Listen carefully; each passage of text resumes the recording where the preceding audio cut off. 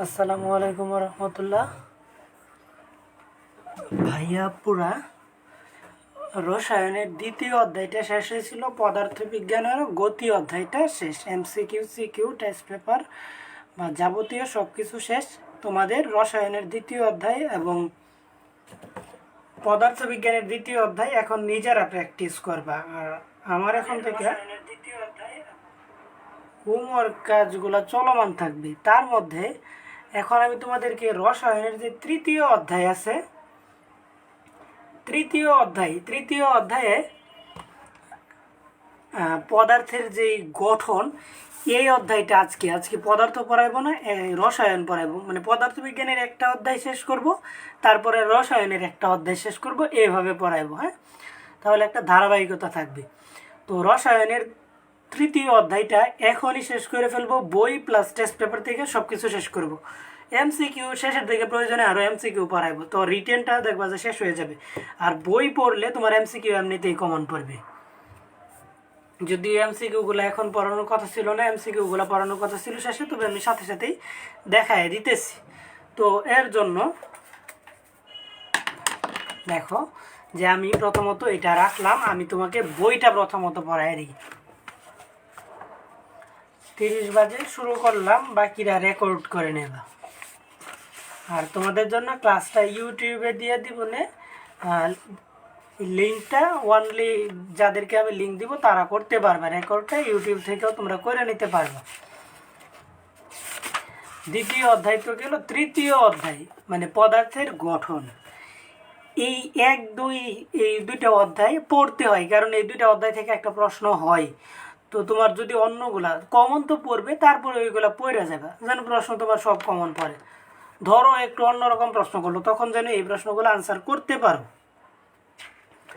তো পদার্থের গঠনের মধ্যে পদার্থ কত প্রকার? 2 প্রকার। এক হচ্ছে মৌলিক পদার্থ, আর একটা হচ্ছে যৌগিক পদার্থ। মৌলিক পদার্থ আর কি যৌগিক পদার্থ। পদার্থ কত প্রকার? 2 প্রকার। এক হচ্ছে মৌলিক পদার্থ, 2 হচ্ছে কি যৌগিক পদার্থ। মৌলিক পদার্থ আর কি যৌগিক পদার্থ। পদার্থ কত প্রকার? 2 প্রকার। এক মৌলিক পদার্থ, 2 কি যৌগিক পদার্থ। তো মৌলিক পদার্থ কাকে বলা হয়? যেই সকল পদার্থকে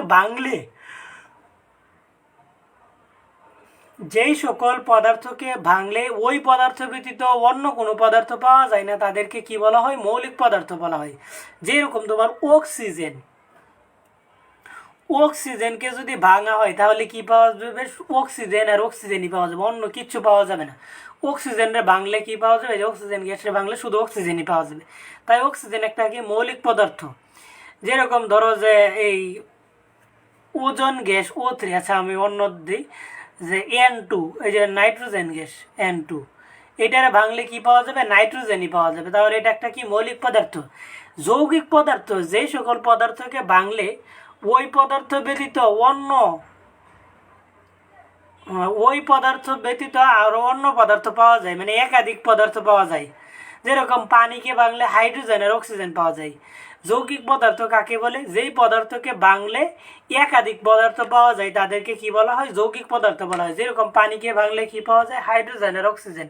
এখানে হাইড্রোজেন আর অক্সিজেনের অনুপাত কত? 2:1। মৌলিক পদার্থের সংজ্ঞা, যৌগিক পদার্থের সংজ্ঞা কাকে বলে বুঝতে পারছো। উদাহরণ হিসেবে মৌলিক পদার্থ অক্সিজেন, যৌগিক পদার্থ কি পানি বা কার্বন ডাইঅক্সাইড বা অন্য যে কোনোটা নিতে পারো। যে এইগুলার বাংলায় একাধিক পদার্থ পাওয়া যায়। যেরকম সালফিউরিক অ্যাসিড H2SO4, এটাকে ভাঙলে কয়টা পদার্থ পাওয়া যাবে? হাইড্রোজেন পাওয়া যাবে, সালফার পাওয়া যাবে, আর কি অক্সিজেন পাওয়া যাবে। তাহলে এটাও কি একটা যৌগিক পদার্থ।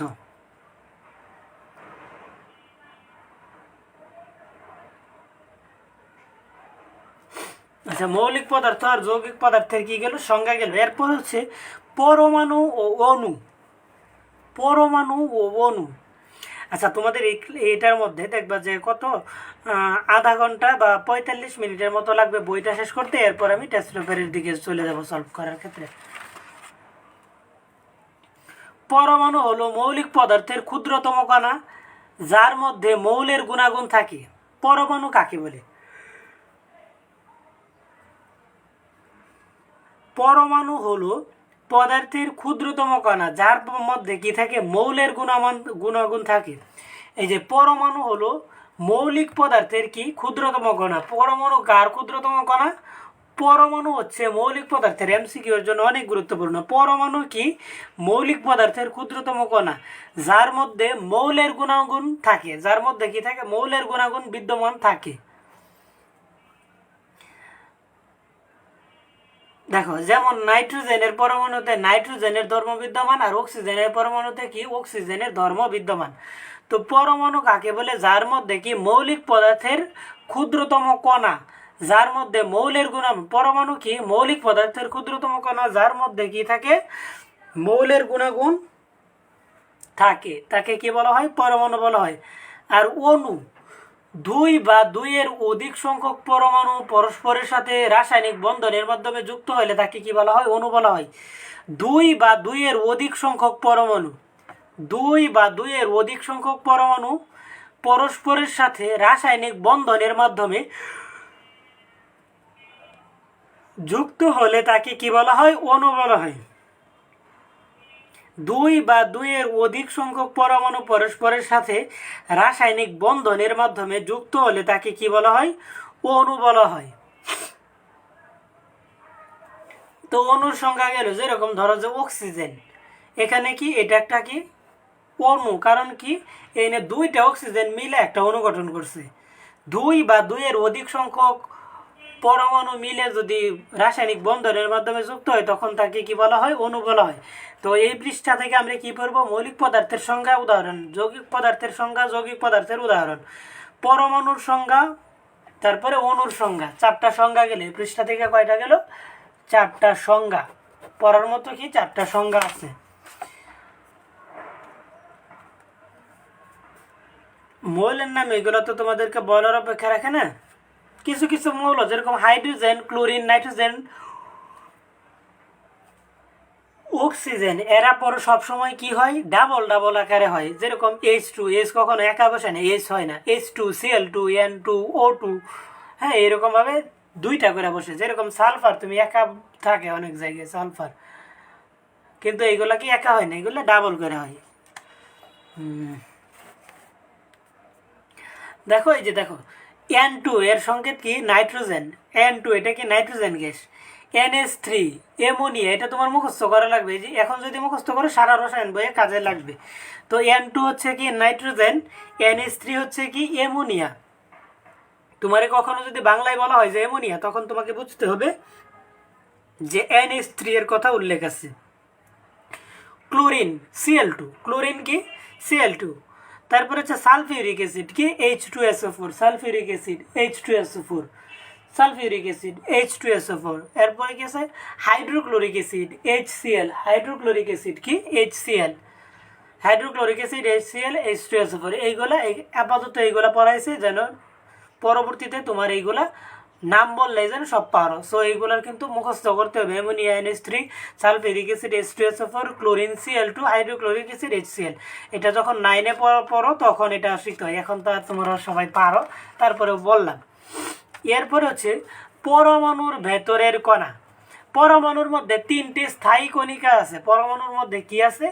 3টি স্থায়ী কণিকা আছে। একটা হচ্ছে ইলেকট্রন, প্রোটন আর কি নিউট্রন। ইলেকট্রন, প্রোটন আর কি নিউট্রন। পরমাণুর মধ্যে স্থায়ী কণিকাগুলোর মধ্যে কি কি আছে? ইলেকট্রন, প্রোটন আর কি নিউট্রন। পরমাণুর স্থায়ী কণিকা কয়টি? 3টি। তো ইলেকট্রন, প্রোটন আর কি নিউট্রন। এখানে কি 3টাই দেওয়া আছে? হ্যাঁ 3টাই দেওয়া আছে। এই ইলেকট্রন, প্রোটন, নিউট্রন এদেরকে কি বলা হয়? পরমাণুর স্থায়ী মূল কণিকা বলা হয়। সেখানে বলা নাই, তারপরে তোমরা এমসিকিউ এর জন্য জেনে রাখো যে ইলেকট্রন, প্রোটন, নিউট্রন এই তিনটা হচ্ছে কি পরমাণুর স্থায়ী মূল কণিকা। পরমাণুর স্থায়ী মূল কণিকা কয়টি? 3টি, ইলেকট্রন, প্রোটন আর কি নিউট্রন। তো ইলেকট্রনের বৈশিষ্ট্য, ইলেকট্রন হলো পরমাণুর একটি মূল কণিকা। ইলেকট্রন কি? পরমাণুর একটি মূল কণিকা। ইলেকট্রন পরমাণুর একটি কি? মূল কণিকা। ইলেকট্রন পরমাণুর একটি কি? মূল কণিকা, যার আদান বা চার্জ কি? ঋণাত্মক বা নেগেটিভ। ইলেকট্রন হলো পরমাণুর একটি কি? মূল কণিকা। ইলেকট্রন হলো পরমাণুর একটি মূল কণিকা যার আদান বা চার্জ ঋণাত্মক বা নেগেটিভ। এ আদানের পরিমাণ এত কুলম্ব। দেখো যে ইলেকট্রন হলো কি পরমাণুর একটি মূল কণিকা, পরমাণুর একটি কি মূল কণিকা, ইলেকট্রন পরমাণুর একটি কি মূল কণিকা যার আদান বা চার্জ কি ঋণাত্মক বা কি নেগেটিভ, যার আদান বা চার্জ কি ঋণাত্মক বা নেগেটিভ। ইলেকট্রন হলো পরমাণুর একটি মূল কণিকা যার আদান বা চার্জ কি ঋণাত্মক বা কি নেগেটিভ। ইলেকট্রন হলো পরমাণুর একটি মূল কণিকা, ইলেকট্রন যার আদান বা চার্জ কি ঋণাত্মক বা নেগেটিভ। ইলেকট্রন একটি পরমাণুর মূল কণিকা, এর আদান যে কথা, চার্জ একই কথা, আদান বা চার্জ কি ঋণাত্মক বা নেগেটিভ। দুইটা বৈশিষ্ট্য গেলে এরপর হচ্ছে এর আদানের পরিমাণ, এই যে মাইনাস আছে, আদানের পরিমাণ কত, -1.66 × 10⁻19। এটা তুমি কি করবে, সিকিউর জন্য মুখস্থ করা লাগবে, সিকিউ কাজে লাগতে পারে। ইলেকট্রনের আদানের পরিমাণ কত, 1.66 × 10⁻19।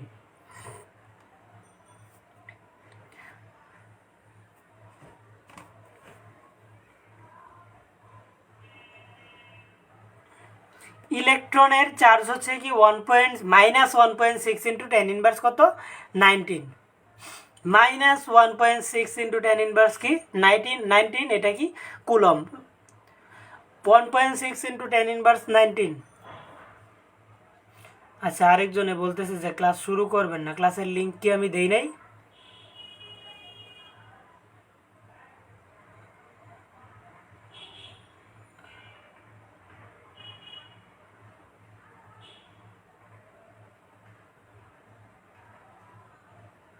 তোমরা বলতেছো যে ক্লাস শুরু হয়েছে কিনা, অনেক আগেই তো ক্লাস শুরু করছি।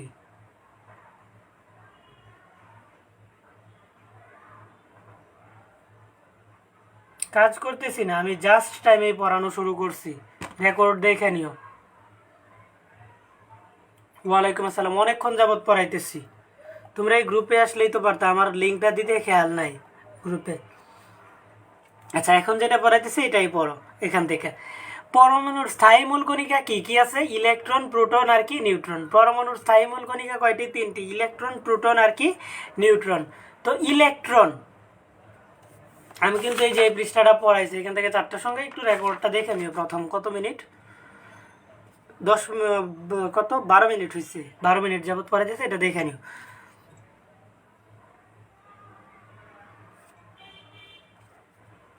তো ইলেকট্রনের বৈশিষ্ট্য কি, ইলেকট্রন হলো পরমাণুর একটি কি মূল কণিকা,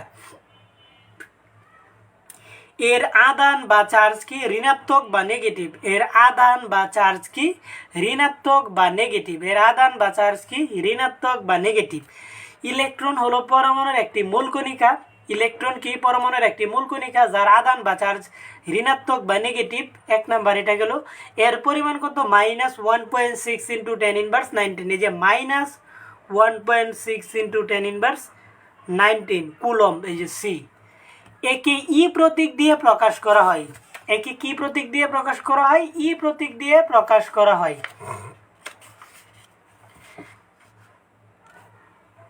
কি বলতেছো এখনো?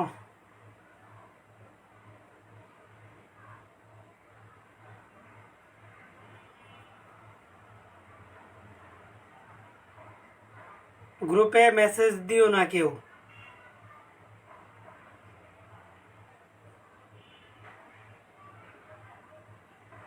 গ্রুপে কেউ মেসেজ দিও না।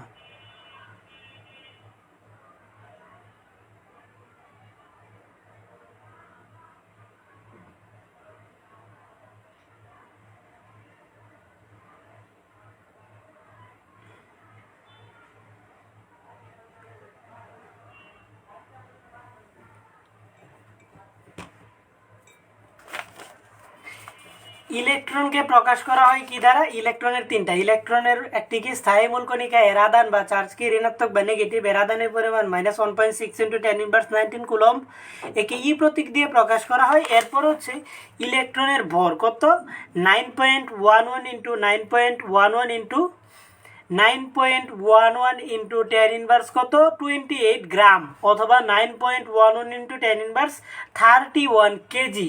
এই মানটা তুমি কি করবা, ইলেকট্রনের ভরের মানটাও তোমার কি করা লাগবে, মুখস্থ করা লাগবে। এই পর্যন্ত পড়লেই হবে। এরপর তুমি প্রোটনের বৈশিষ্ট্য। প্রোটনও কি একটি পরমাণুর স্থায়ী মূল কণিকা। এর চার্জ বা আদান কি ধনাত্মক বা পজিটিভ, ধনাত্মক বা কি পজিটিভ। এর আদানের পরিমাণ ইলেকট্রনের আদানের পরিমাণের সমান, কিন্তু ইলেকট্রনের আদানটা মাইনাস ছিল, প্রোটনের আদানটা কি প্লাস। একে পি দ্বারা প্রকাশ করা হয়। এর ভর হচ্ছে 1.6 ইন্টু 10 ইনভার্স কত 24 গ্রাম, বাই যে 1.6 ইন্টু 10 ইনভার্স কত 27 কেজি। 10 ইনভার্স 27 কি কেজি। তুমি কি করবে, এই যে তিনটা বৈশিষ্ট্য মুখস্থ করবে। এরপর হচ্ছে নিউট্রন। নিউট্রন হলো পরমাণুর আরো একটি মূল কণিকা যার আদান বা চার্জ নেই মানে কি নিরপেক্ষ। হাইড্রোজেন ছাড়া সকল পরমাণুতেই কি আছে, নিউট্রন আছে। একে এন দ্বারা প্রকাশ করা হয়। হাইড্রোজেন ছাড়া সকল মৌলের পরমাণুতে কি আছে, নিউট্রন আছে। একে এন দিয়ে প্রকাশ করা হয়।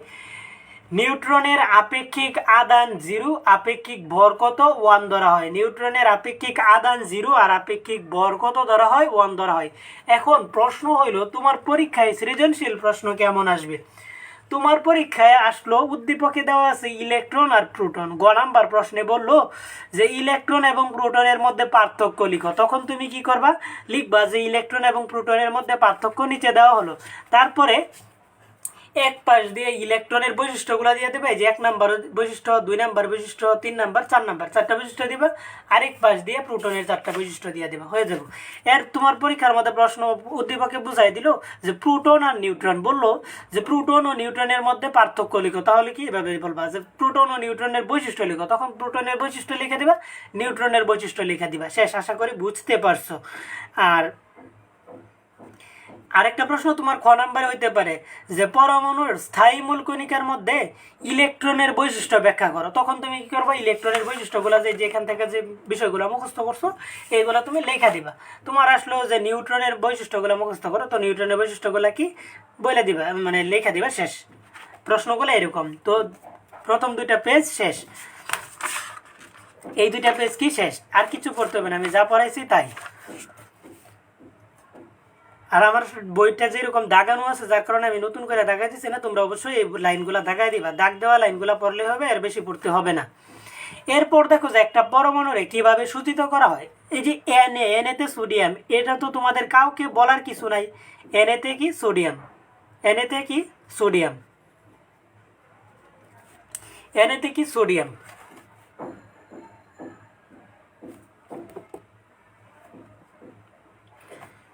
30 সেকেন্ড।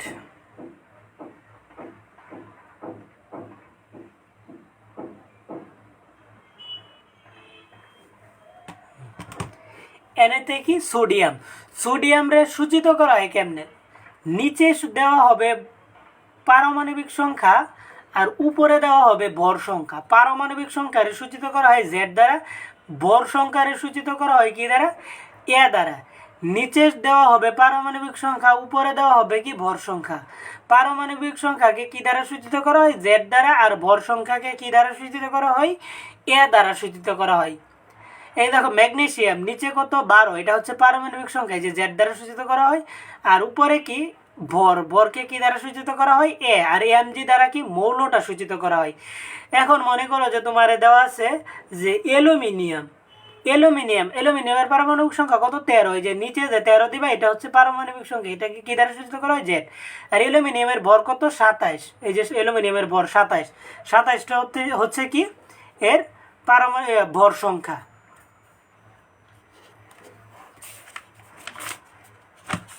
এরপর দেখো যে রাদারফোর্ড পরমাণুর মডেল। এই প্রশ্নগুলো না আমি পড়াইতে চাই না, কারণ এই প্রশ্নগুলো কেউ আসলে উত্তর দেয় না, এগুলো কঠিন। আর এই ম্যাথগুলো একদমই লাগে না। একটা সূত্র পড়াই দেবো, mBr=NH/2 পাই, সূত্রটা একটু জানবে। এই ম্যাথগুলো কখনো রিটেনে আসবে না, এমসিকিউ সূত্রটা আসতে পারে, সো এই সূত্রটাই করবে।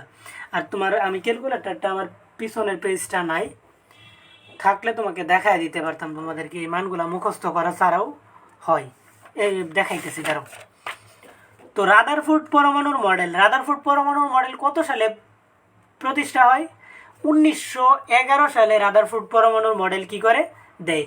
রাদারফোর্ড পরমাণুর মডেল কত সালে দেয়? 1911 খ্রিস্টাব্দে রাদারফোর্ড পরমাণুর মডেল কি করে গঠন করে? রাদারফোর্ড পরমাণুর মডেল কত সালে গঠন করে? 1911 খ্রিস্টাব্দে। রাদারফোর্ড পরমাণুর মডেল কত খ্রিস্টাব্দে গঠন করে? 1911 খ্রিস্টাব্দে রাদারফোর্ড পরমাণুর মডেল কি করে প্রদান করে? কত সালে? 1911 সালে রাদারফোর্ড পরমাণুর মডেল কি করে প্রদান করে?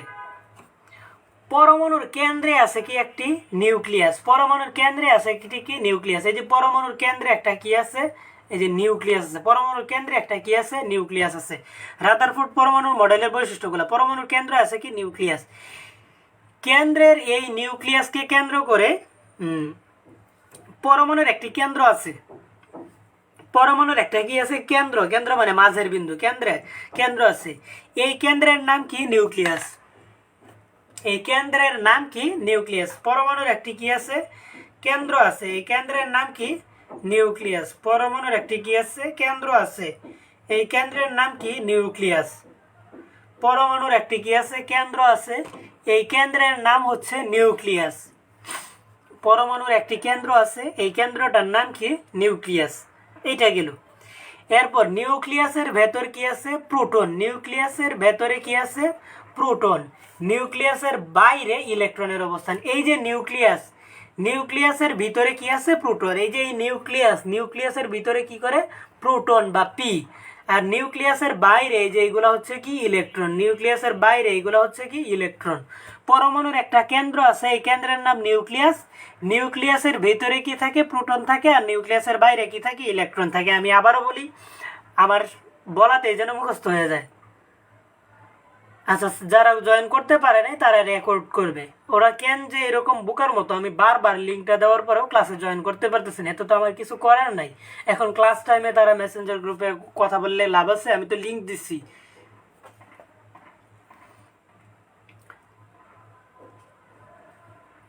পরমাণুর একটি কি আছে? কেন্দ্র আছে। এই কেন্দ্রের নাম কি? নিউক্লিয়াস। পরমাণুর একটি কি আছে? কেন্দ্র আছে। এই কেন্দ্রের নাম হচ্ছে কি? নিউক্লিয়াস। নিউক্লিয়াসের ভেতরে আছে কি? প্রোটন। আর নিউক্লিয়াসের বাইরে আছে কি? ইলেকট্রন। পরমাণুর একটি কেন্দ্র আছে। এই কেন্দ্রের নাম কি? নিউক্লিয়াস। মুখস্থ করো। পরমাণুর একটি কেন্দ্র আছে। এই কেন্দ্রের নাম নিউক্লিয়াস। কেন্দ্রের ভিতরে, নিউক্লিয়াসের ভিতরে কি অবস্থান করে? প্রোটন। নিউক্লিয়াসের ভিতরে কি অবস্থান করে? প্রোটন। আর নিউক্লিয়াসের বাইরে কি অবস্থান করে? ইলেকট্রন। এই 1 নম্বর বৈশিষ্ট্য। রাদারফোর্ড পরমাণু মডেলের 4টা বৈশিষ্ট্য মুখস্থ করবা। 2 নাম্বার, নিউক্লিয়াস। নিউক্লিয়াস অত্যন্ত ক্ষুদ্র এবং পরমাণুর ভেতরে বেশিরভাগ জায়গায় কি? ফাঁকা।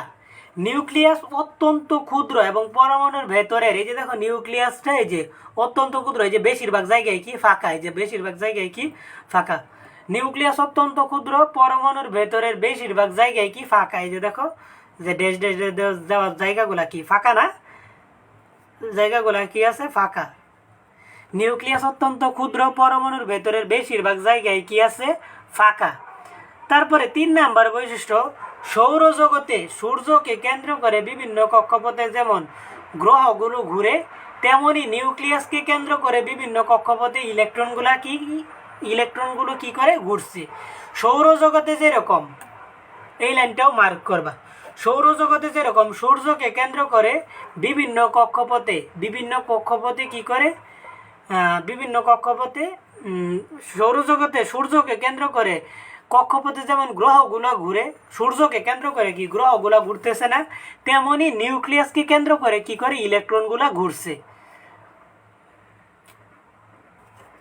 কোন পরমাণুর নিউক্লিয়াসে যেই কয়টি প্রোটন থাকে তার বাইরে ঠিক ততটি কি থাকে? ইলেকট্রন থাকে। প্রোটন সংখ্যা এবং ইলেকট্রন সংখ্যা কি? সমান। কোন পরমাণুর ভিতরে যেই কয়টা প্রোটন থাকে সেই কয়টাই কি থাকে? ইলেকট্রন থাকে। প্রোটন সংখ্যা আর ইলেকট্রন সংখ্যা কি? সমান। প্রোটন সংখ্যা আর ইলেকট্রন সংখ্যা কি? সমান। কোন পরমাণুর ভিতরে যেই কয়টা প্রোটন থাকে ওই কয়টাই কি থাকে? নিউট্রন থাকে। যার কারণে পরমাণু সামগ্রিকভাবে কি হয়? চার্জ নিরপেক্ষ হয়। প্রোটন ধনাত্মক আর ইলেকট্রন কি? ঋণাত্মক। পজিটিভ আর নেগেটিভ সমান সমান হয় কি? পরমাণু সামগ্রিকভাবে কি হয়? চার্জ নিরপেক্ষ বা চার্জ শূন্য হয়।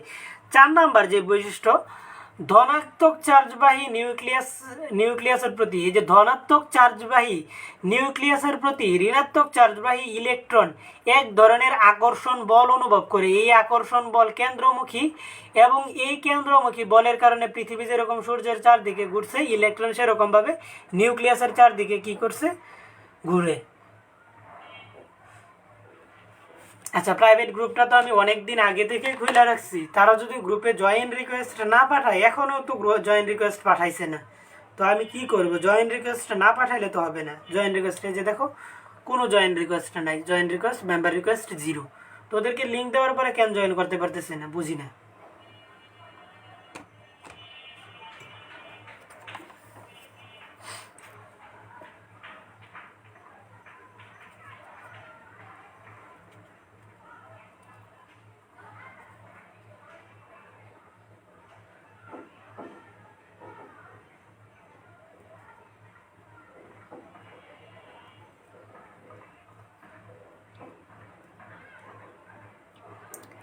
এইটা গেল।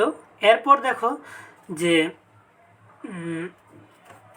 ধনাত্মক চার্জবাহী নিউক্লিয়াসের প্রতি ঋণাত্মক চার্জবাহী ইলেকট্রনের যে আকর্ষণ বল অনুভব করে, এই কেন্দ্রমুখী এই বলের কারণেই পৃথিবী যেরকম সূর্যের চারদিকে ঘুরছে, সেরকম নিউক্লিয়াসের চারদিকে কি করছে, ইলেকট্রনরা ঘুরতেছে। এই দেখো, নিউক্লিয়াস কি পজিটিভ আর ইলেকট্রন কি নেগেটিভ, তো এদের মধ্যে এক ধরনের আকর্ষণ বল। এই আকর্ষণ বলের কারণে কি ইলেকট্রনটা নিউক্লিয়াসের চারদিকে ঘুরতেছে। সূর্যের চারদিকে যেরকম পৃথিবী গ্রহগুলা ঘুরে, এরকম নিউক্লিয়াসের চারদিকে ইলেকট্রনগুলা ঘুরতেছে। কি কারণে? এই আকর্ষণ বলের কারণে। কোন আকর্ষণ বল? প্রোটন যে নিউক্লিয়াস যে ধনাত্মক আর ইলেকট্রন যে ঋণাত্মক, প্লাস মাইনাসের কি করে আকর্ষণ। তো এই আকর্ষণের কারণেই কি হয়, নিউক্লিয়াসের চারদিকে ইলেকট্রনগুলা কি ঘুরে।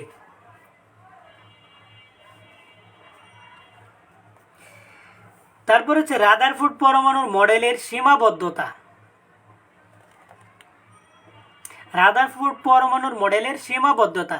তো রাদারফোর্ড পরমাণুর মডেলের সীমাবদ্ধতাটা কি? যে রাদারফোর্ড পরমাণুর মডেল সীমাবদ্ধতা কেন বলা হয় জানো? যে রাদারফোর্ড পরমাণুর যে ভুল, এটাকে বলা হয় সীমাবদ্ধতা বা ত্রুটি বলা হয়। বিজ্ঞানী যেহেতু অনেক সম্মানিত লোক, হ্যাঁ, বিজ্ঞানী তো যে সেই লোক না, তো সে তো অনেক সম্মানী লোক, হ্যাঁ, পৃথিবীতে। তো সে ভুল করছে এটা বলা যায় না, যার কারণে তাদের এই ভুলগুলারে বলা হয় কি, সীমাবদ্ধতা বা ত্রুটি। ভুল বলা হয় না, ঠিক আছে, সীমাবদ্ধতা বা ত্রুটি বলা হয়, যেটা হচ্ছে রাদারফোর্ড পরমাণু মডেলের যে ভুল দিকগুলো আছে এইগুলা।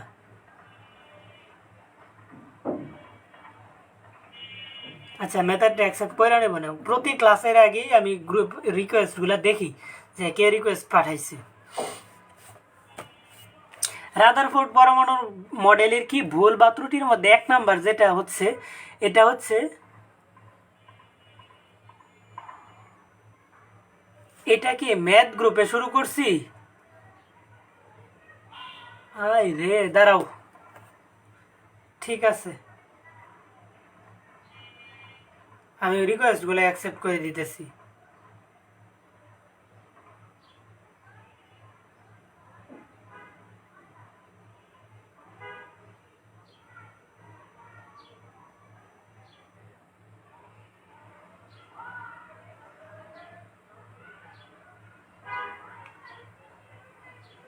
আচ্ছা, ম্যাথ গ্রুপে ওদেরকে অ্যাপ্রুভ করে দিচ্ছে, আজকে এখান থেকেই করুক। দাঁড়া, গ্রুপের মধ্যে না কভার ফটো দেওয়া না, আজকে একটা কভার ফটো বানিয়ে দিয়ে দিব।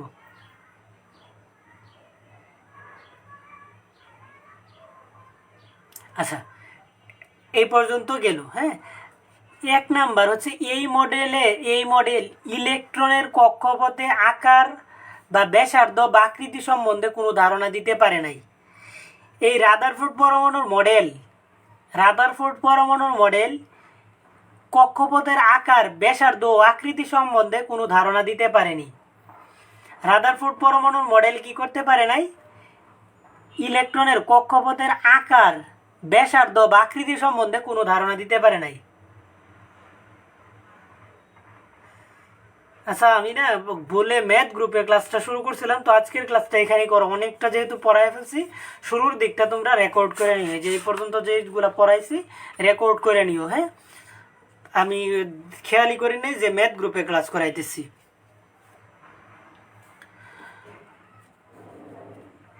এই মডেল ইলেকট্রনের কক্ষপথের আকার, ব্যাসার্ধ বা আকৃতি সম্বন্ধে কোনো কি ধারণা দিতে পারে নাই। রাদারফোর্ড পরমাণুর মডেল কি করতে পারে নাই? ইলেকট্রনের কক্ষপথের আকার বা ব্যাসার্ধ একই কথা, তারপরে আকৃতি সম্বন্ধে কোনো ধারণা দিতে পারে নাই। রাদারফোর্ড পরমাণুর মডেলের ত্রুটিগুলোর মধ্যে ব্যাসার্ধ বা আকার বা আকৃতি সম্বন্ধে কোনো ধারণা দিতে পারে নাই। 2 নাম্বার যে বৈশিষ্ট্য, সৌরজগতের সূর্য এবং গ্রহগুলো সামগ্রিকভাবে কি চার্জ নেই, কিন্তু পরমাণুতে ইলেকট্রন ও নিউক্লিয়াসের চার্জ আছে। কাজেই চার্জবিহীন সূর্য এবং গ্রহগুলোর সাথে কি চার্জযুক্ত ইলেকট্রন ও প্রোটনের তুলনা করা হয়েছে যে এটা কি গ্রহণযোগ্য না বা তুলনা করা ঠিক নয়। দেখো কেন 2 নাম্বার যে ভুলটা, রাদারফোর্ড পরমাণুর মডেল সূর্য এবং পৃথিবীর মধ্যে যে ইয়াটা এরকম তুলনা করছে যে সূর্যরে কেন্দ্র করে যেরকম পৃথিবী বা গ্রহগুলা ঘুরতেছে, রাদারফোর্ড বিজ্ঞানী রাদারফোর্ড বলছে যে নিউক্লিয়াসকে কেন্দ্র করে ইলেকট্রনগুলা সেরকমভাবে কি করে ঘুরতে থাকে। কিন্তু সূর্য এবং গ্রহগুলা কি চার্জ নিরপেক্ষ, সূর্য এবং গ্রহগুলা কি চার্জ নিরপেক্ষ, কিন্তু সূর্য এবং গ্রহগুলো চার্জ নিরপেক্ষ, কিন্তু আমাদের যে ইয়াটা আছে এই ইলেকট্রন এবং কি প্রোটন এরা তো চার্জযুক্ত, যার কারণে চার্জ নিরপেক্ষ সূর্য এবং পৃথিবীর মধ্যে বা সূর্য এবং গ্রহের সাথে চার্জ নিরপেক্ষ ইলেকট্রন এবং নিউক্লিয়াসের তুলনা কি ঠিক না। এটাই হচ্ছে 2 নাম্বার ত্রুটি। আশা করি বুঝতে পারছো। আমি আবারও বলতেছি, দেখো যে বিজ্ঞানী রাদারফোর্ড সূর্যরে কেন্দ্র করে যে দেখো যে সূর্যরে কেন্দ্র করে যেরকম গ্রহগুলা ঘুরতেছে না, এই যে বুধ, এই যে শুক্র, এই যে পৃথিবী, মনে করে যে পৃথিবী, সূর্যরে কেন্দ্র করে গ্রহগুলা যেরকম ভাবে ঘুরতেছে না, বিজ্ঞানী রাদারফোর্ড বলছে যে পৃথিবীরে কেন্দ্র করেও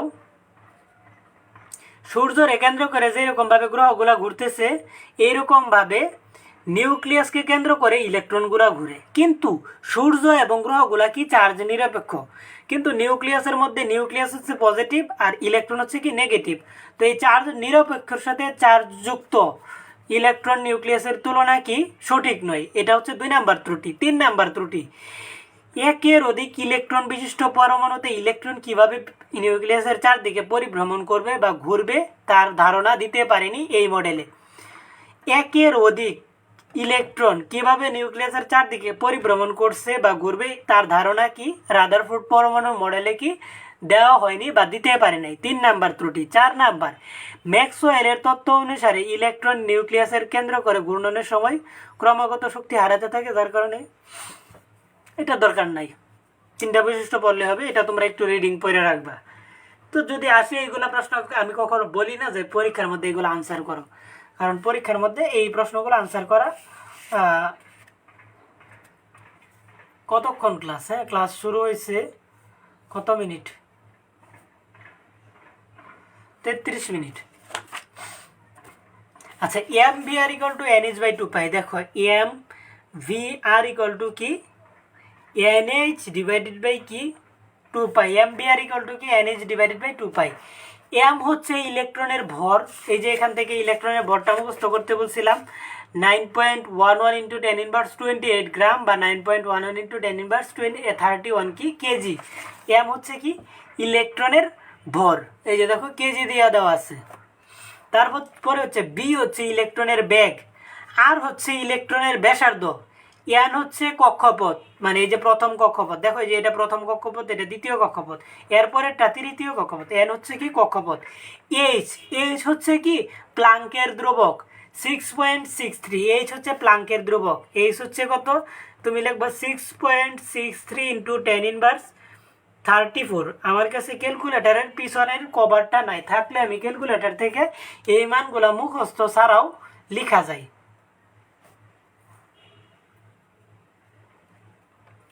মিটার স্কোয়ার কেজি পার কি সেকেন্ড, একক সহ মুখস্থ করবো প্লাঙ্কের ধ্রুবক। আর পাই তো পাই, এটা থেকে যে কোনো একটার মান মনে করো ব্যাগ বের করবা, তাহলে বাকি উপাত্তগুলো দেওয়া থাকলে কি ব্যাগ বের করা যায়। মনে করো তুমি ব্যাসার্ধ বের করবা, বাকি উপাত্তগুলো দেওয়া থাকলে কি করা যাবে ব্যাসার্ধ বের করা যাবে। আচ্ছা, রাদারফোর্ড গেল, বোরেরটা অন্য দিন পড়াই দিব না, অন্য অধ্যায়ের সাথে। বোরেরটা পড়ালে মনে রাখতে পারবা না।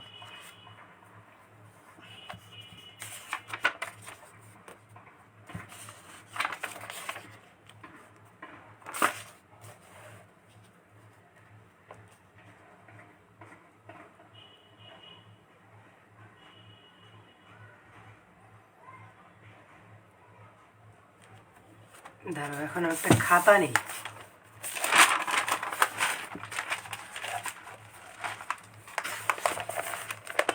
এই যে যে শক্তি স্তরগুলো আছে না, এই যে কেন্দ্রে থাকে কি নিউক্লিয়াস, হ্যাঁ, এই যে এটা কি প্রথম শক্তি স্তর, এটা কি দ্বিতীয় শক্তি স্তর, এটা তৃতীয় শক্তি স্তর, এটা কি চতুর্থ শক্তি স্তর।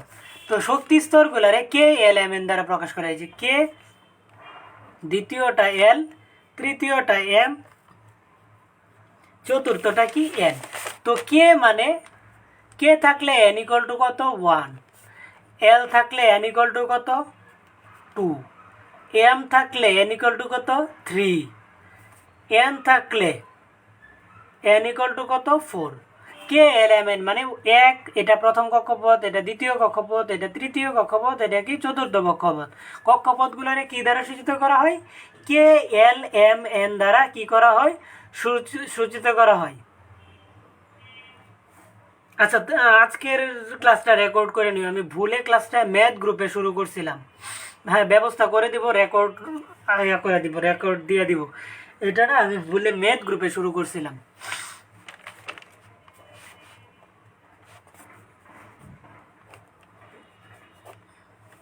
কে এল এম এন দ্বারা সূচিত করা হবে, কে এল এম এন দ্বারা কি করা হবে, সূচিত করা হবে এইগুলা। এখন দেখো যে ইলেকট্রন সংখ্যা কেমনে বের করা যায়।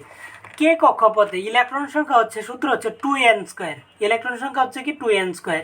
তো কে কক্ষপথে ইলেকট্রন কতটি আছে, কে থাকলে n ইকুয়াল টু কত 1, তাহলে ইলেকট্রন কত হবে 2n স্কয়ার, 2 ইন্টু 1 স্কয়ার, এই যে 2 ইন্টু n এর মান কত 1 স্কয়ার, তাহলে কয়টা, দুইটা। কে কক্ষপথে ইলেকট্রন কয়টা থাকতে পারে, দুইটা ইলেকট্রন থাকতে পারে। এল এর ক্ষেত্রে n ইকুয়াল টু কত 2, তাহলে ইলেকট্রন কত হবে 2n স্কয়ার সমান সমান 2 ইন্টু 2 স্কয়ার, 4 দুগুণে কত 8টা। তার মানে এল কক্ষপথে ইলেকট্রন কয়টা থাকতে পারে, 8টা। এম কক্ষপথে ইলেকট্রন কয়টা থাকতে পারে, দেখো যে এম থাকলে n ইকুয়াল টু কত 3 বা 2n স্কয়ার বা 2 ইন্টু 3 স্কয়ার কত হয়, 9 দুগুণে 18, 18 দুগুণে কত 36। এই যে দেখো এম কক্ষপথে ইলেকট্রন কয়টা, 36টা। এন কক্ষপথে দেখো এন থাকলে এন এর মান কত 4, তো 2n স্কয়ার, তো 2 ইন্টু এন এর মান কত 4 স্কয়ার মানে 16, 2 ইন্টু কত 16, ও 3 স্কয়ার মানে 9, 9 দুগুণে কত 18, এখানে হবে 18। এবার দেখো যে 4 দ্বারা 16, 16 ইন্টু 2 কত 32, তার মানে কি এই কক্ষপথে এন কক্ষপথে ইলেকট্রন আছে কতটি, 32টি। এগুলা দ্বারা কি করা হয়, এভাবে ইলেকট্রন সংখ্যাটা বের করা হয়, কি এলিমেন্ট দ্বারা কি সূচিত করা হয়। এরপর দেখো যে ইলেকট্রন বিন্যাসের মধ্যে আমরা যাব, এর আগে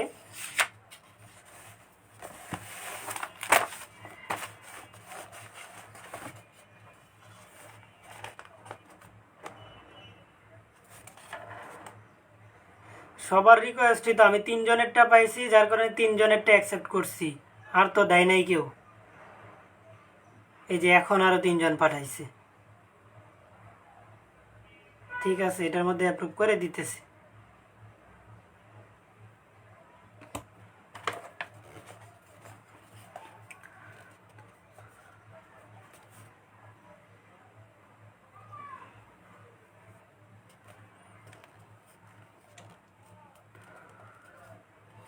উপশক্তি স্তরের ধারণা। উপশক্তি স্তর দেখো যে n ইকুয়াল টু 1, এই যে n ইকুয়াল টু কত 1 হলে, n ইকুয়াল টু 1 হলে l এর মান, এই যে n থেকে l এর মান বের করা যায়। এই যে n থেকে n এর মান থেকে কি বের করা যায়, l এর মান বের করা যায়। l ইকুয়াল টু 0 থেকে n মাইনাস 1 পর্যন্ত, 0 থেকে কি n মাইনাস n কি পর্যন্ত। তো দেখো যে n ইকুয়াল টু 1 হলে, n ইকুয়াল টু 1 হলে l এর মান কত হবে, 0 থেকে কত n মাইনাস 1 মানে 1 মাইনাস 1 মানে 0 থেকে 0 পর্যন্ত, 0 থেকে কত পর্যন্ত 0 পর্যন্ত, তার মানে কি 0 থেকে 0 পর্যন্ত মানে 0 0। তাহলে n ইকুয়াল টু 1 হলে l ইকুয়াল টু কত হবে 0, n ইকুয়াল টু 1 হলে l ইকুয়াল টু কত হবে 0 হবে। n ইকুয়াল টু 2 হলে l ইকুয়াল টু কত হবে, n ইকুয়াল টু 2 হলে l ইকুয়াল টু কত হবে, দেখো যে n ইকুয়াল টু কত 2, তো l ইকুয়াল টু কত হবে 0 থেকে n মাইনাস 1 মানে 2 মাইনাস 1 পর্যন্ত, ঠিক না, 2 মাইনাস 1 কি পর্যন্ত। তো দেখো যে 0 থেকে 2 মাইনাস 1 মানে 1 পর্যন্ত, 0 থেকে 1 পর্যন্ত, ঠিক না, 0 থেকে 1 পর্যন্ত কি কি আছে 0 আর কি আছে 1 আছে। তো এই যে l ইকুয়াল টু কত আসলো 0 আর 1, এই যে n ইকুয়াল টু 2 হলে কত আসে 0 আর কি আসে 1 আসে। n ইকুয়াল টু দেখো যে 3 হলে l ইকুয়াল টু কত হবে 0 থেকে 3 মাইনাস 1 পর্যন্ত।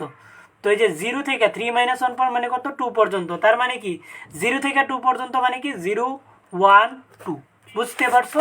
এখন দেখো যে n ইকুয়াল টু 3 হলে l এর মানটা কত আসছে 0 1 আর কত আসছে 2 আসছে। n ইকুয়াল টু কত হলে এই যে 3 হলে l এর মানটা 0 1 2 আসছে। n ইকুয়াল টু দেখো যে 4 হলে n ইকুয়াল টু 4 হলে l ইকুয়াল টু কত আসে, n ইকুয়াল টু কত 4, তো l ইকুয়াল টু কত হবে 0 থেকে n মাইনাস 1 পর্যন্ত, n মানে কত 4 মাইনাস 1, 4 মাইনাস 1 মানে কত 0 থেকে 3 পর্যন্ত, 0 থেকে 3 পর্যন্ত মানে কি 0 1 2 3, l ইকুয়াল টু কত হবে 0 1 2 এরপরে কত 3 আছে। তো দেখো যে n ইকুয়াল টু কত 1, তাহলে 1 এর জন্য যে 1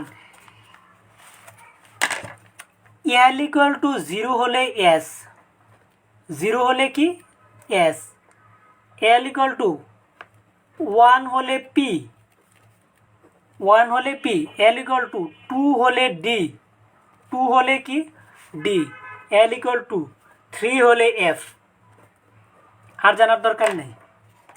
l ইকুয়াল টু কত n ইকুয়াল টু 1, 1 এর জন্য l এর মান কয়টা একটা 0, যার জন্য কি 1s।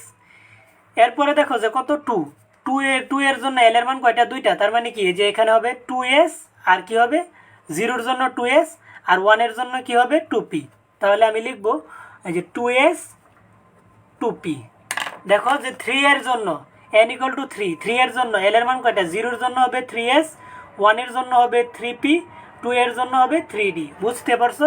l ইকুয়াল টু 0 হলে s, l ইকুয়াল টু 1 হলে p, l ইকুয়াল টু 2 হলে d, 3 হলে f, তাহলে কি হবে 2p গেল। এরপরে কি হবে 3s 3p 3d, 3s 3p 3d। n equal to 4 হলে l এর মান কত আছে 0 আছে, 0 এর জন্য 4s, 1 এর জন্য কি 4p, 2 এর জন্য কি 4d, 2 এর জন্য কি 4d, 3 এর জন্য 4f। তো হবে কি এই যে 4s 4p 4d 4f, এই পর্যন্ত জানলে হবে, আর জানার দরকার নাই। এটা হচ্ছে কি ইলেকট্রন বিন্যাসের একটা ধারণা দিব। এখন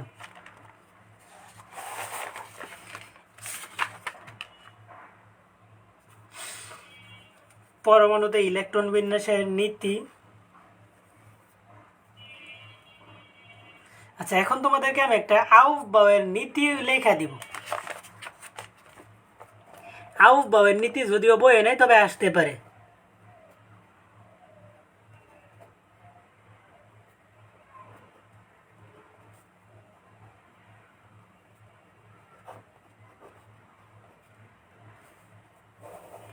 আউফবাউয়ের নীতি, পরমাণুতে ইলেকট্রন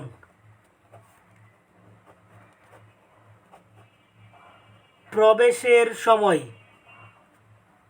শক্তি যেখানে কম, শক্তি যেখানে কি কম, সেখানে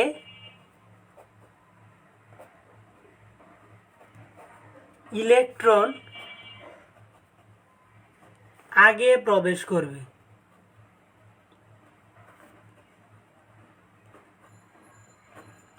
শক্তি যেখানে কম সেখানে ইলেকট্রন কি করবে আগে প্রবেশ করবে। শক্তি সমান হলে, এইটা মুখস্থ করবা, শক্তি মুখস্থ না আমি বুঝাই দিব। শক্তি সমান হলে, শক্তি সমান হলে যার n এর মান ছোট, n এর মান ছোট তার শক্তি কিছুটা কম, তার শক্তি কি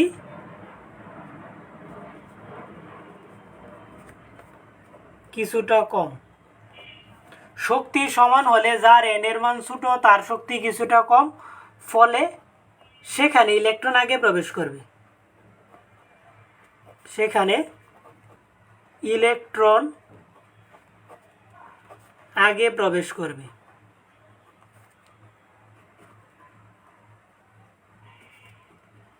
লিখো শক্তি equal to n plus l. এই যে শক্তির সূত্রটা হচ্ছে n প্লাস কি এল। শক্তি ইকুয়াল টু কি n প্লাস এল। শক্তি equal to n plus l. আউটবাউয়ের নীতিটা লিখো শক্তি ইকুয়াল টু কি n প্লাস এল। এখন তোমাদের যে প্রশ্নটা মাঝে মধ্যে হইতে পারতো বা 9 থেকে এখন পর্যন্ত হয়তো ছিল যে 1s, 1s এর পর কেন 1p 1d 1f কেন হয় না, 1s কেন s এর মধ্যে, এই যে l এর মান একটার কারণে কি 1sই সম্ভব, আর কিছু সম্ভব না। তো 1s, এরপরে কি 2s 2p, এই যে 2s 2p, ঠিক না, 1s 2s 2p। 2d কেন সম্ভব নয়, এই যে দেখো l এর মান 2টা যার কারণে d সম্ভব নয়। এরপরে দেখো যে 3s 3p 3d, 3s 3p 3d সম্ভব, আর সম্ভব না, 3f সম্ভব না।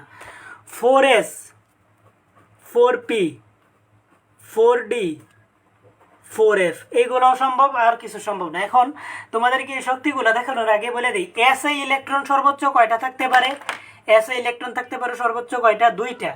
এস এ সর্বোচ্চ ইলেকট্রন থাকতে পারে কয়টা, 2টা। পিতে সর্বোচ্চ ইলেকট্রন থাকতে পারে কয়টা, 6টা। এই যে এস, এস এ কয়টা থাকতে পারে, 2টা থাকতে পারে। পিতে কয়টা থাকতে পারে, 6টা। ডিতে কয়টা থাকতে পারে, 10টা সর্বোচ্চ। এই যে এস, এস এ কয়টা থাকতে পারে, 2টা। পিতে কয়টা থাকতে পারে, 6টা। ডিতে কয়টা থাকতে পারে, 10টা। এফতে কয়টা থাকতে পারে, 14টা। এই পর্যন্ত জানলেই হবে, আর জানার দরকার নাই। এই পর্যন্ত জানলেই হবে, আর জানার দরকার নাই।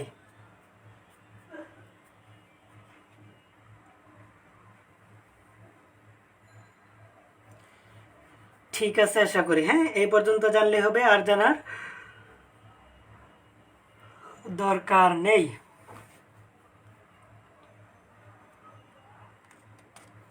এখন দেখো যে শক্তি, শক্তি ইকুয়াল টু কি, সূত্রটা পড়াইছি n প্লাস এল। শক্তি ইকুয়াল টু কি n প্লাস এল। দেখো 1s এর শক্তি,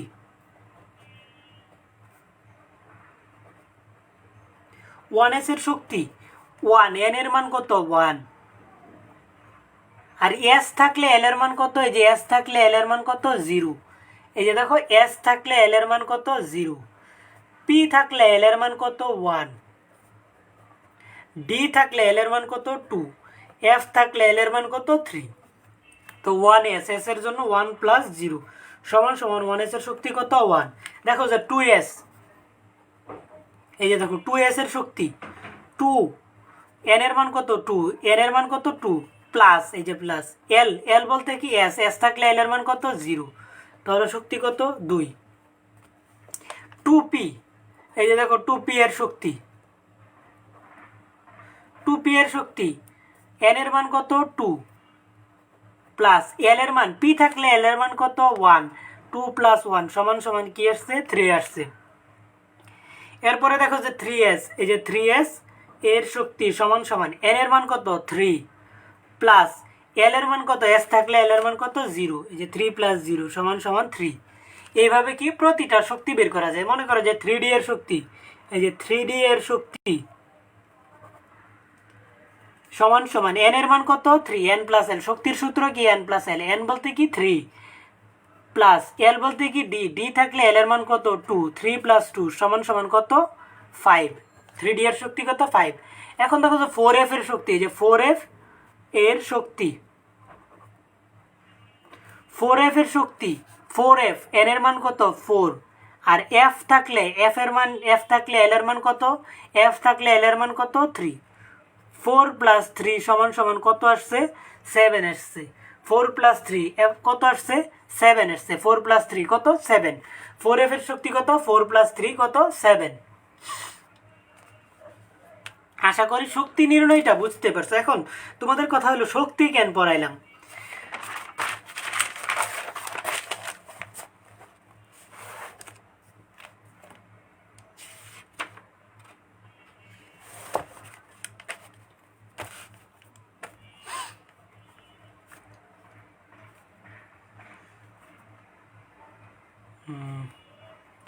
তোমাদের খ নাম্বারে প্রশ্ন আসলো, এই 2p এবং 3s এর মধ্যে কোথায় আগে ইলেকট্রন যাবে, কোথায় আগে ইলেকট্রন প্রবেশ করবে।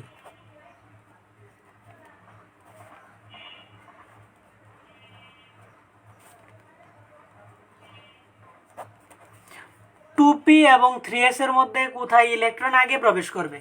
এই প্রশ্নটার আনসারটা কেমন হবে, যে 2p এবং 3s এর মধ্যে কোথায় আগে ইলেকট্রন প্রবেশ করবে। আনসারটা কেমন হবে, যে 2p ও 3s এর মধ্যে কোথায় আগে ইলেকট্রন প্রবেশ করবে। তো আগে ইলেকট্রন প্রবেশ করবে, এটার জন্য আমরা কি করব, লিখবো যে 2p এর শক্তি, 2p এর শক্তি বের করব, যার যার তুলনা করতে পারবে তার শক্তি বের করবে। শক্তি ইকুয়াল টু কি, n প্লাস এল। এখানে n ইকুয়াল টু কত, 2, আর পি থাকলে এল এর মান কত, এস থাকলে এল এর মান 0, পি থাকলে এল এর মান কত 1, ডি থাকলে এল এর মান কত 2, এফ থাকলে এল এর মান কত 3। তো পি থাকলে এল এর মান কত 1, এই যে 3। এরপরে বের করবা 3s এর শক্তি। 3s এর শক্তি কত, n প্লাস এল। n শক্তি এখানে n ইকুয়াল টু কত 3, আর s থাকলে l এর মান কত 0, 3 প্লাস 0 কত 3। শক্তি যেহেতু সমান, দুইজনেরই শক্তি সমান 3, শক্তি সমান হলে এরপরে তুমি আউকবাও নীতিটা বলবা, যে আউকবাও নীতি অনুসারে শক্তি যেখানে কম সেখানে ইলেকট্রন আগে প্রবেশ করে।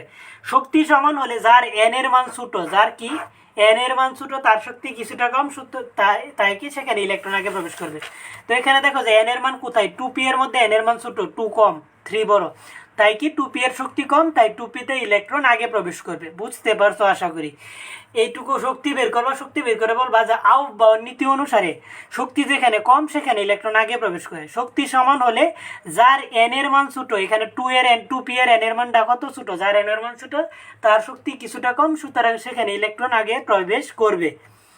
এই প্রশ্নটা গেল। এরপর তোমাকে প্রশ্ন করলো ক্যালসিয়ামের শেষ ইলেকট্রন, শেষ দুটি ইলেকট্রন, ক্যালসিয়ামের শেষ দুটি ইলেকট্রন 3D তে না গিয়ে কেন 4s এ যায়।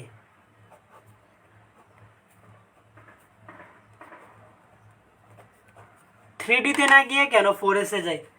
তো এই প্রশ্নটার আনসারটা তোমরা কেমনে করবা দেখাইতেছি। তো তুমি কি করবা, যে উত্তর লিখবা যে 3D এর শক্তি, শক্তি ইকুয়াল টু কি n প্লাস এল, ঠিক না, এই যে n প্লাস এল। এখানে n এর মান কত 3, আর d থাকলে l এর মান কত 2, 3 প্লাস 2 কত আসছে 5 আসছে। 4s এর শক্তি,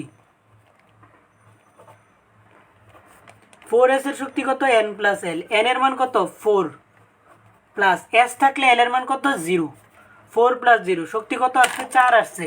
তো 4s এর শক্তি 4, 3d এর শক্তি 5, কম কে 4s এর শক্তি কম।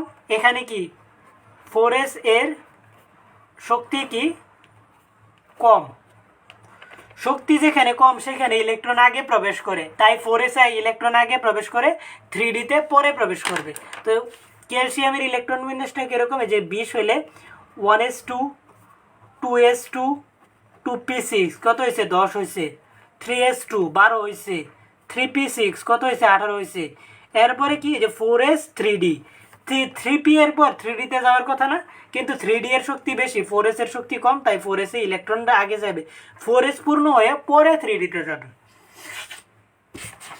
এটা আশা করি বুঝতে পারছো। হ্যাঁ, এখন তোমরা ইলেকট্রন বিন্যাসগুলো করবে, আমি ব্যতিক্রমটা দেখাই দিব। ব্যতিক্রমটা দেখাই, দেখো যে ক্রোমিয়ামই তো, হ্যাঁ ক্রোমিয়াম কত 24। ক্রোমিয়ামের ইলেকট্রন বিন্যাস সাধারণ নিয়মের ব্যতিক্রম হয় কেন, প্রশ্নটা আসে। তো ক্রোমিয়ামের ইলেকট্রন বিন্যাস কি 24, এই যে 1s2, 2s2 কত হয়েছে 4 হয়েছে, 2p6 কত হয়েছে 4 আর 6 10, এই যে 3s2 কত হয়েছে 12, 3p তে কয়টা 6টা সর্বোচ্চ 12 আর 6 কত হয়েছে 18 হয়েছে।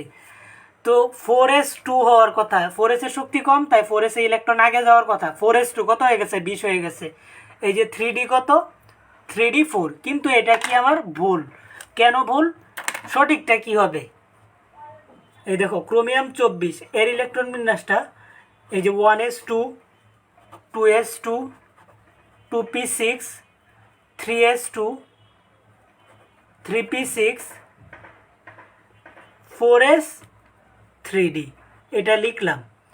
এই যে দেখো এস দুইটাতে পূর্ণ, এস পূর্ণ আর একই পূর্ণ হয়েছে না, অর্ধপূর্ণ হয়েছে না। কিন্তু এস যদি একটা ইলেকট্রন এরে দিয়ে দেয়, এস যদি একটা ইলেকট্রন এরে দিয়ে দেয় তাহলে ডি কত হয়? 5 হয়। ডিটা কি হয়? দেখো যে ডি 10টা হইলে পূর্ণ, 5টা হইলে কি? অর্ধপূর্ণ। এস 2টা হইলে পূর্ণ, একটা হইলে কি? অর্ধপূর্ণ। পি 6টা হইলে পূর্ণ, 3টা হইলে কি? অর্ধপূর্ণ। তো এই যে দেখো এস যদি একটা দিয়ে দেয় তাহলে ডি অর্ধপূর্ণ হয়, এসও অর্ধপূর্ণ হয়। তো পূর্ণ অথবা অর্ধপূর্ণ অবস্থায় কি বেশি স্থিতিশীল। তো স্থিতিশীলতার কারণে কি হয়? ক্রোমিয়ামের ইলেকট্রন বিন্যাসটা কি হয়? সাধারণ নিয়মের কি ব্যতিক্রম হয়। পারমাণবিক সংখ্যা মনে থাকে না? আমি যে এখন এই যে দেখো মুখস্থ করবা, সিরিয়ালি মুখস্থ করবা, 3 দমে মৌলের নাম মুখস্থ করবা। এই যে hydrogen, helium, lithium, beryllium, boron, carbon, nitrogen, oxygen, fluorine, neon. 10টা একদমে, হ্যাঁ 10টা একদমে মুখস্থ করবা। তারপর হচ্ছে sodium, magnesium, aluminium, silicon, phosphorus, sulphur, chlorine, argon. Argon পর্যন্ত আরও 8টা একদমে। তারপরে হচ্ছে potassium, calcium, scandium, titanium, vanadium, chromium, manganese, iron, cobalt, nickel, copper, zinc. 30 পর্যন্ত হয়ে গেছে। এখন তোমার আসলো যে স্ক্যান্ডিয়ামের পারমাণবিক সংখ্যা কত? স্ক্যান্ডিয়াম, হ্যাঁ তোমার আসলো কি? স্ক্যান্ডিয়াম। তো তুমি গণবা hydrogen, helium, lithium, beryllium, boron, carbon, nitrogen, oxygen, fluorine, neon, sodium, magnesium, aluminium, silicon, phosphorus, sulphur, chlorine, argon, potassium, calcium, scandium. তাহলে কত? এই যে এনে 16 আর 4 20 আর এই যে 21। এভাবে করে ফেলবা যদি মনে না থাকে। 3 দমে 30টা মৌলের নাম মুখস্থ করবা। এক দমে 10টা, পরের দমে 8টা, এর পরের দমে 12টা, 30টা মৌলের নাম মুখস্থ করবা। তো ক্রোমিয়ামের ইলেকট্রন বিন্যাস সাধারণ নিয়মের ব্যতিক্রম হয় কেন? স্থিতিশীলতার কারণে। কারণ এস যদি একটা ইলেকট্রন দিয়ে দেয় তাহলে এস অর্ধপূর্ণ হয়। এস কি? অর্ধপূর্ণতেও স্থিতিশীল, পূর্ণতেও স্থিতিশীল। তো তার তো কোনো ক্ষতি নাই, সে যদি একটা ইলেকট্রন দিয়ে দেয় এতে ডিও কি হয়ে যায়? অর্ধপূর্ণ হয়। তো দুইজনেই অর্ধপূর্ণ হয়। তো দুইজনেই কি স্থিতিশীলতা অর্জন করে। স্থিতিশীলতা অর্জন করার জন্যই কি হয়? ইলেকট্রন বিন্যাস সাধারণ নিয়মের কি হয়? ব্যতিক্রম হয়। যেরকম কপার, দেখো কপার কত? 29। এই যে 1s2 2s2 2p6 3s2 3p6 তারপরে 3d আর 4sটা আগেও দিতে পারো পরেও দিতে পারো, কোনো সমস্যা নেই। তো হওয়ার কথা কি? 4s এ আগে ইলেকট্রন যাবে। 4s2 কত হয়েছে? 20। এই পর্যন্ত কত? 18। এই পর্যন্ত কত? 18। 18 আর 2 কত? 20। 20 29 হইতে কত লাগে? d9 লাগে। এটা কি ভুল? এটা ভুল। সঠিকটা কি? এই যে দেখো কপার 29 এর ইলেকট্রন বিন্যাসটা এই যে 1s2 2s2 2p6 কত হয়েছে? 10টা হয়েছে। এই যে 2 আর 2 4 আর 6 10। 3s2 3p6 কত হয়েছে? 12 আর 6 কত? 18। 3d 4s। তো এই যে দেখো 4s যদি যদি একটা ইলেকট্রন দিয়ে দেয় পূর্ণ হয় আর এ অর্ধপূর্ণ হয়। তো একটা ইলেকট্রন দিয়ে এ অর্ধপূর্ণ, অর্ধপূর্ণতেও স্থিতিশীল আর এ পূর্ণ হয়ে গেল। এতে কি দুইজনে স্থিতিশীলতা অর্জন করলো। স্থিতিশীলতা অর্জন করার জন্যই কি হয়? কপারের ইলেকট্রন বিন্যাসটাও কি হয়? সাধারণ নিয়মের ব্যতিক্রম হয়।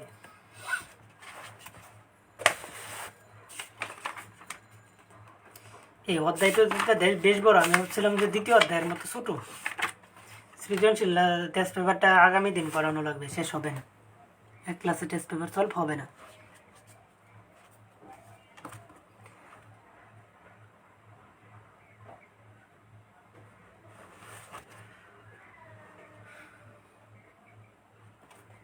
আচ্ছা, এরপর হচ্ছে আইসোটোপ। আইসোটোপ আইসোটোপ কাকে বলা হয়? যে সকল পরমাণু প্রোটন সংখ্যা সমান কিন্তু ভর সংখ্যা ও নিউট্রন সংখ্যা ভিন্ন তাদেরকে কি বলা হয়? একে অপরের আইসোটোপ বলা হয়।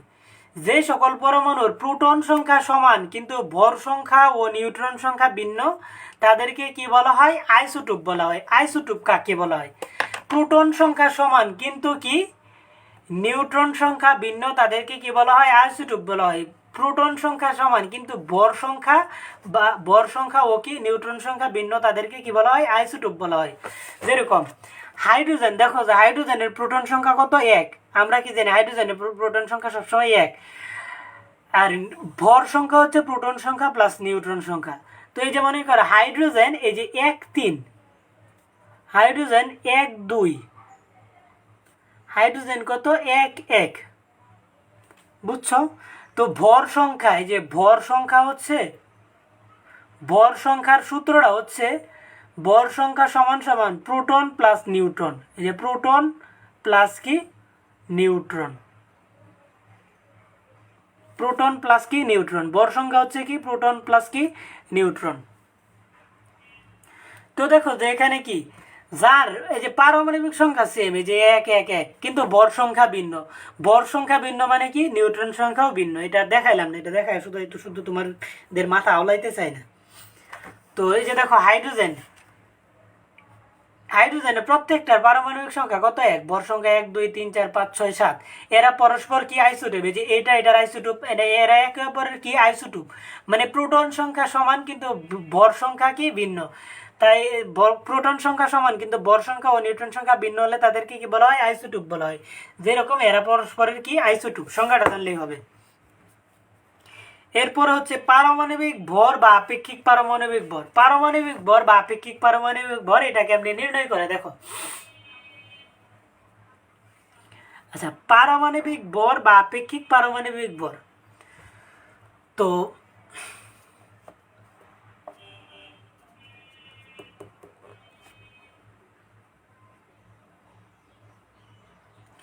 পারমাণবিক ভর বা কি আপেক্ষিক পারমাণবিক ভর,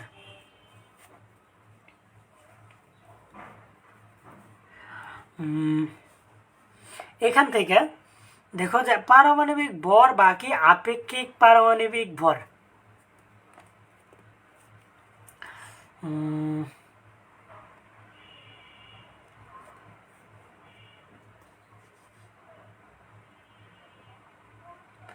এটা হচ্ছে যে কোনো একটি যে কার্বন 12 আইসোটোপের 1/12 অংশের মানটা কি করা লাগবে? মুখস্থ করা লাগবে। কার্বন 12 আইসোটোপের 1/12 অংশের মান কত? 1.66 × 10⁻24 গ্রাম। এটা মুখস্থ করবা। অথবা কত? 1.66 × 10⁻27 কেজি। এটা কি করবা? মুখস্থ করবা। তো মৌলের একটি পরমাণুর ভরে যদি কার্বন 12 আইসোটোপের 1/12 অংশ দ্বারা ভাগ করো তাহলে কি পাওয়া যায়? আপেক্ষিক পারমাণবিক ভর পাওয়া যায়। এটা তোমার এমসিকিউ এবং সিকিউ আসতে পারে। যেরকম দেখো যে তোমার প্রশ্নে বলে দেওয়া আছে, এটা কি আছে? প্রশ্ন। প্রশ্ন, অ্যালুমিনিয়ামের একটি পরমাণুর ভর এত। তো বললো যে অ্যালুমিনিয়ামের আপেক্ষিক পারমাণবিক ভর কত? বুঝতে পারছো প্রশ্নটা? অ্যালুমিনিয়ামের একটি পারমাণবিক ভর এত গ্রাম হলে আপেক্ষিক পারমাণবিক ভর কত? এই যে আপেক্ষিক পারমাণবিক ভর কত, মানে অ্যালুমিনিয়ামের ভর কত আমরা জানি 27 না? আপেক্ষিক পারমাণবিক ভর কত, এরকম যদি প্রশ্ন আসে তো অ্যালুমিনিয়ামে কি আছে? একটি পরমাণুর ভর। এই যে একটি পরমাণুর ভর, একটি পরমাণুর ভরে যদি কার্বন 12 আইসোটোপের 1/12 অংশ দ্বারা ভাগ করে তাহলে কি পাওয়া যায়? মৌলের আপেক্ষিক পারমাণবিক ভর। এখন কার্বন 12 আইসোটোপের 1/12 অংশের মান কত? 1.66 × 10⁻24 গ্রাম। এটা কি করা লাগবে? মুখস্থ করা লাগবে। সূত্র হচ্ছে কি, মৌলের একটি পরমাণুর ভরে কার্বন 12 আইসোটোপের 1/12 অংশ দ্বারা ভাগ করলে কি পাওয়া যায়? আপেক্ষিক পারমাণবিক ভর পাওয়া যায়।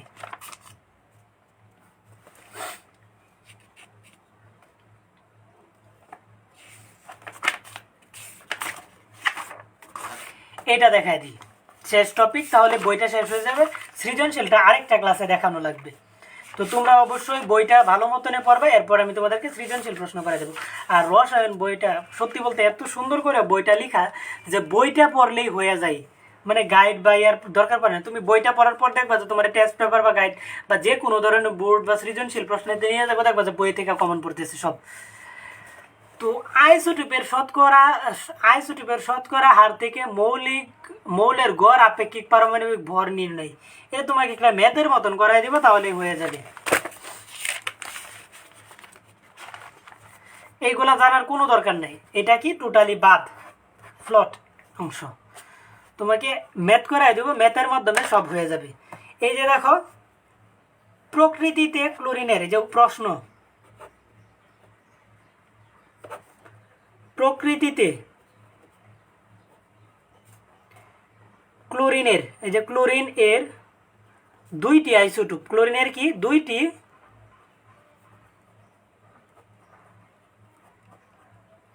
প্রকৃতিতে ক্লোরিনের কয়টি আইসোটোপ?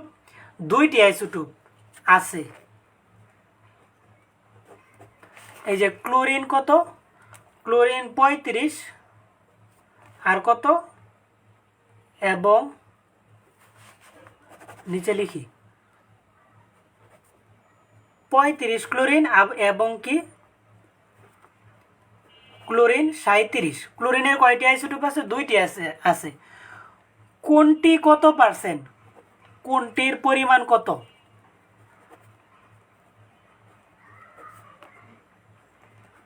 এরকম প্রশ্নটা হয়।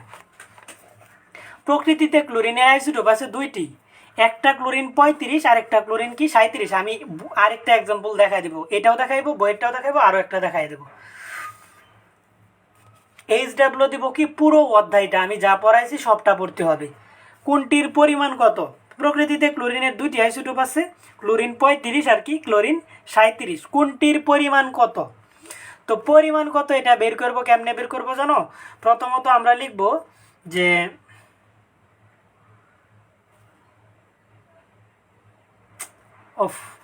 এই প্রশ্ন না, দাঁড়াও পরের পেজে যাচ্ছি। প্রশ্নটা গেলে এখানে, প্রকৃতিতে ক্লোরিনের দুইটি আইসোটোপ আছে,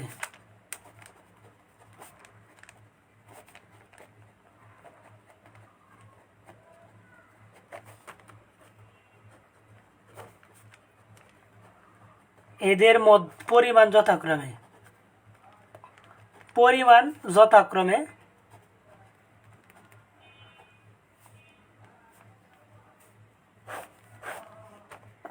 এই যে ক্লোরিন 35 ক্লোরিন এবং কত ক্লোরিন 37, এদের পরিমাণ যথাক্রমে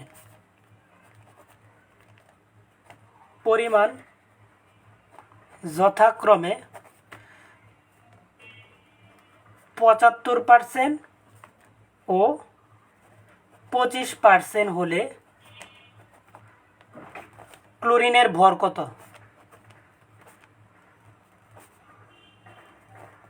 এইরকম প্রশ্নগুলো আসে। তো ক্লোরিনের কি আছে? দুইটা আইসোটোপ আছে। ক্লোরিন 35 এর পরিমাণ হচ্ছে 75, ক্লোরিন 37 এর পরিমাণ হচ্ছে কত? 25 হবে, 25। এই যে 25%। তো আমাকে বলছে ক্লোরিনের আপেক্ষিক পারমাণবিক ভর কত? ক্লোরিনের কি আপেক্ষিক পারমাণবিক ভর? তো আপেক্ষিক পারমাণবিক ভরের সূত্র, এই যে ক্লোরিন এর আপেক্ষিক পারমাণবিক ভর, আপেক্ষিক পারমাণবিক ভর,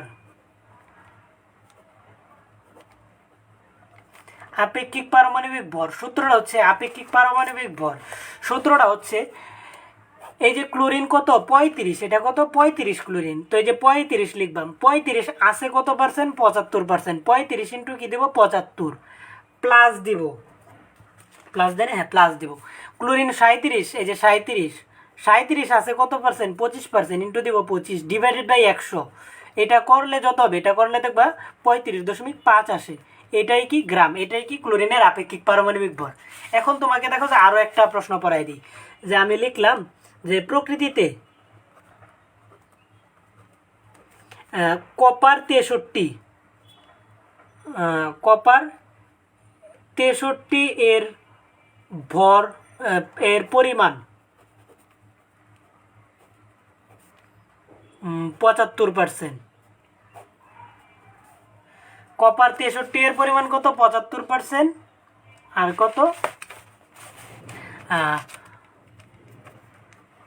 কপার 65 এর পরিমাণ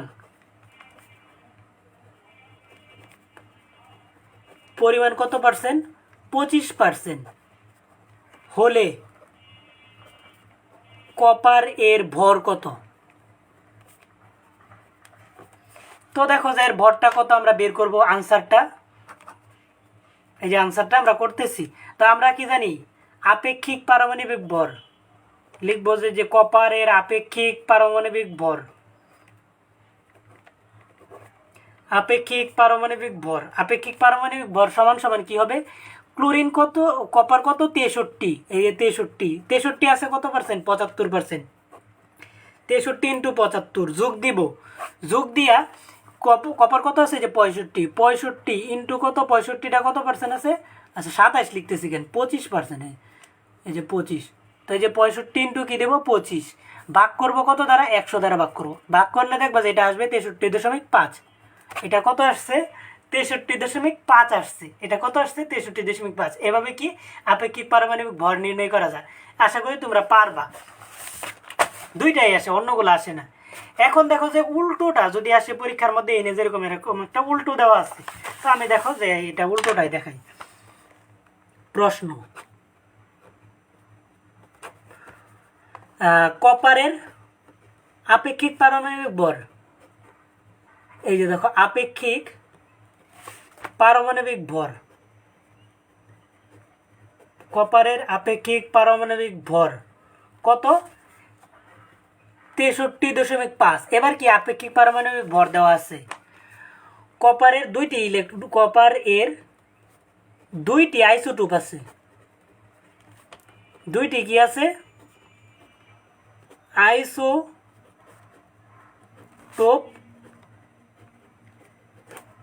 দুইটি আইসোটোপ আছে। দুইটি আইসোটোপের মধ্যে কি কপার 63 ও কপার কত 65, দুইটি আইসোটোপ আছে। কোনটির পরিমাণ কত,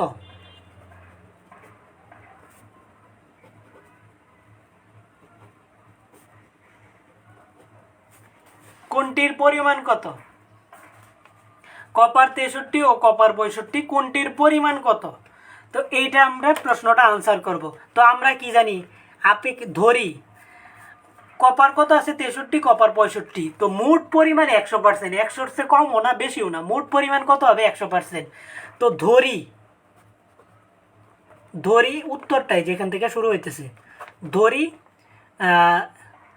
63 কপার এর পরিমাণ কত, সমান সমান X%, পরিমাণ সমান সমান কি হবে X%।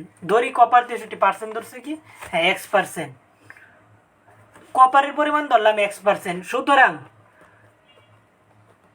65 কপারের পরিমাণ কত হবে, 65 কপারের পরিমাণ কত হবে, 65 কপারের পরিমাণ কত হবে 100 - X, মোট পরিমাণ কত 100% না, 100 থেকে X বাদ দিলে যা থাকবে এটাই কি কপার 65 এর পরিমাণ। এটা লিখে ফেলছি। এখন আমরা লিখব যে আমরা জানি কপারের আপেক্ষিক পারমাণবিক ভর, লিখবা যে আমরা জানি কপার এর আপেক্ষিক পারমাণবিক ভর,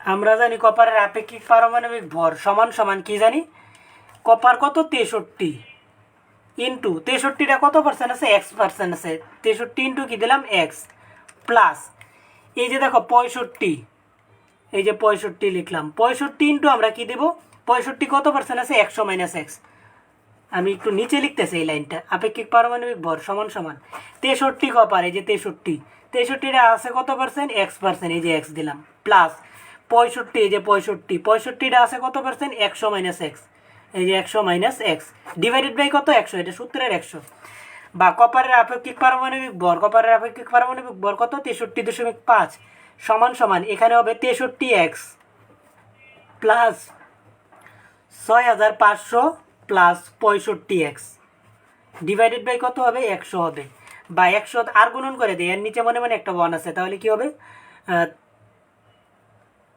63X, আচ্ছা এটা মাইনাস 65, যে দেখো 65 মাইনাস হয়, plus 6500 minus 65X equal to কত হবে 6350, কারণ কি যে 100 দ্বারা এটারে গুণ করলে এটা হইতেছে, বা এখান থেকে দেখা যায় 63 থেকে 65 গেলে কত থাকে -2x থাকে, -2x প্লাস 6500 ইকুয়াল টু কত 6350, বা এই -2xটার ওই পাশে নিয়ে যেতেছে, যে 6500 ইকুয়াল টু কত 6350 প্লাস 2x, বা এইটারে এই পাশে নিয়ে এসে পড়তেছে যে 6500 মাইনাস 6350 ইকুয়াল টু কি 2x, বা 2x ইকুয়াল টু কত হয় 6500 থেকে গেলে 350 গেলে কত থাকে 200, 6500 থেকে 350 গেল কত থাকে 150 থাকে,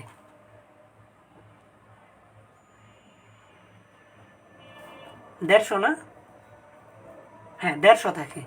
সুতরাং x ইকুয়াল টু কত 150 রে 2 দ্বারা ভাগ করলে কত হয় 150 রে 2 দ্বারা ভাগ করলে কত হয় 150 রে 2 দ্বারা ভাগ করলে কত হয় 75।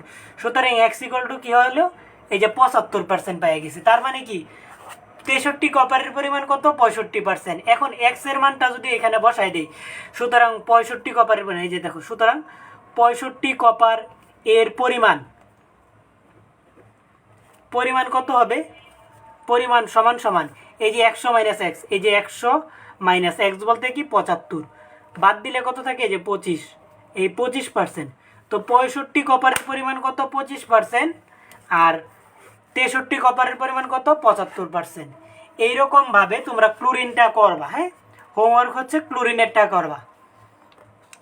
বুঝতে পারছো আশা করি। হ্যাঁ, আবার বুঝাই দিই, দেখো যে পরিমাণ বের করতে বলছে কোনটা কত, তো পরিমাণ বের করতে বলছে আমি ধরে নিই 63টা ধরলাম এক্স, 65টা তো কত হবে মোট হচ্ছে 100, 100 মাইনাস এক্স। তো আমরা জানি আপেক্ষিক পারমাণবিক ভর সমান সমান এই যে যত যে 63 আছে কত এক্স ইন্টু প্লাস দিয়া 65 আছে কত 100 মাইনাস এক্স ডিভাইডেড বাই 100 সূত্রের, বা আপেক্ষিক পারমাণবিক ভরের মানটা কত বলে দিচ্ছে এই যে 63.5, 63.5 বসাইলাম, এখান থেকে ক্যালকুলেশন করে এক্স এর মান বের করলাম। তার মানে কি এক্স মানে কি 65 কপারের পরিমাণ।